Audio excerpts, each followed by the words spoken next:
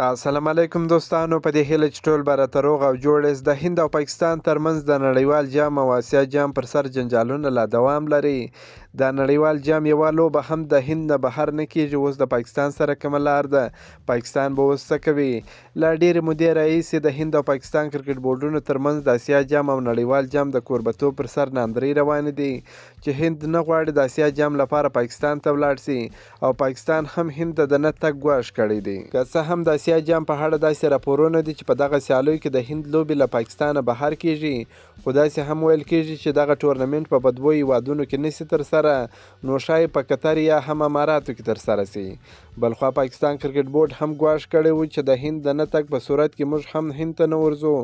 زموږ د نړیوال جام لوبې به په بنګلادیش یا هم سریلانکا کې ترسره سي. خو اوس د هند کرکټ بورډ او د کرکټ نړیواله شورا دې پریکړې ته رسېدلی ده چې د نړیوال جام ټولې لوبې به په هند کې ترسره کیږي.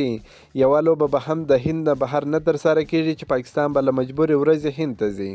خو د آسیا جام سیالیو د کوربتوب په اړه تر اوسه وروستۍ پریکړه نه ده سوې، خو هند کرکټ بورډ په خپل دریځ ولاړ دی. که چیرې پاکستان هم په خپل دریځ کلک ودرېږي نو ښایي د آسیا جام سیالۍ لغوه سي، ځکه له هند پرته د آسیا جام څه حیثیت نه پاتې کیږي.